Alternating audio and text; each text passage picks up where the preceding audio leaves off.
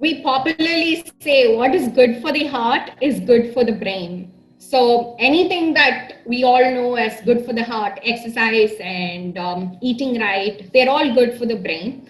Some estimates say that almost 40% of dementias and neurodegenerative disorders can be prevented, or their progression can be slowed if we maintain good cognitive health behaviors. So even when the disease has set in, these behaviors will help us manage the disease better. So in recent research, we know that neurodegenerative disorders or dementia does not set in. It's not an old age disease. It does not set in only when you're 60.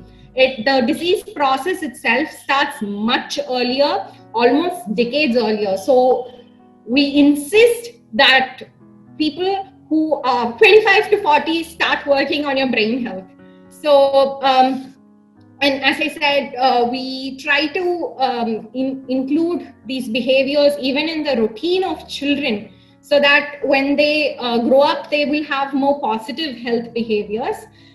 In practice, with the help of clinical nutritionists and with the help of a fitness coach and me being the neuropsychologist, we get anybody above or for 40 or above 40 to start working on their holistic brain health.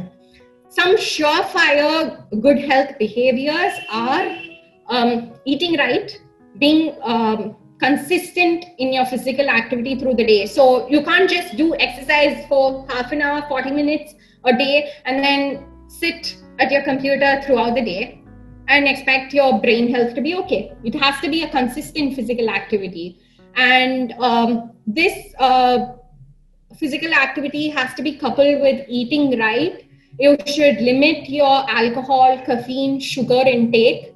You need to never start smoking, or if you have started smoking, you need to quit it. And you need to try to have good, meaningful social engagement and a good social support system. We need to optimize vitamin D levels, and that is going out in the sun mostly or eating mushrooms. Nutritionists insist we take vitamin D rich food, but we only get a small percentage of vitamin D precursors from food. But whereas sunlight gives us much more, it's multi-fold amounts of vitamin D. We have to challenge our mental and physical abilities. You can take up learning new languages, take up a new hobby, challenge your brain, and getting good night's sleep, maintaining your good work-life balance, remaining stress-free, managing your emotions, and maintaining a good mental health goes a long way.